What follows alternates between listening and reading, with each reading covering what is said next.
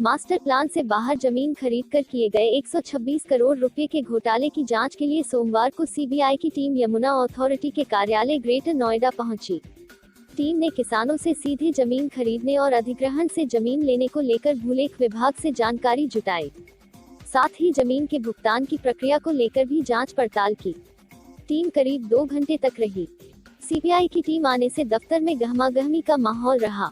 यमुना प्राधिकरण में 2014 में नियमों को ताक पर रखकर मास्टर प्लान से बाहर जमीन खरीदी गई।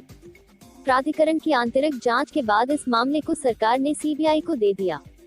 सीबीआई इसकी जांच कर रही है। बताया जाता है कि इस सिलसिले में सोमवार सुबह करीब 11 बजे सीबीआई की टीम यमुना प्राधिकरण के कार्यालय पहुंची। टीम सीधे भूलेख विभाग पहुंची। दरअसल टीम को जमीन खरीद को लेकर जानकारी जुटानी थी।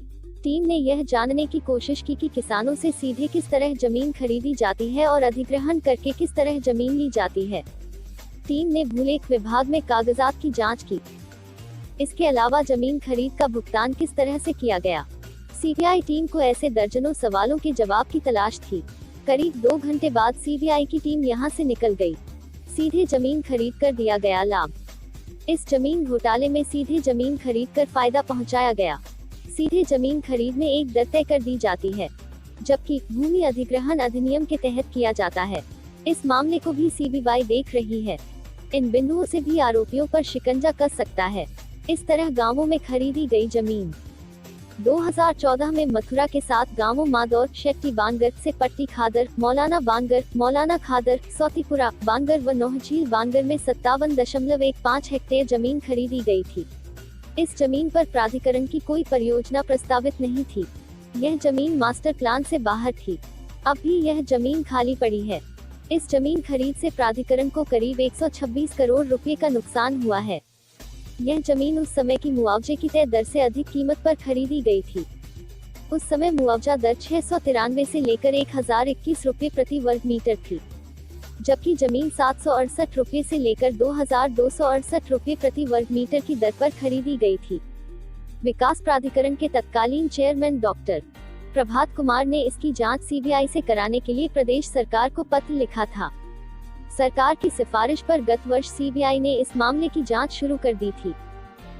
किसानों से जमीन खरीदने 3-4 माह बाद प्राधिकरण ने खरीदा था।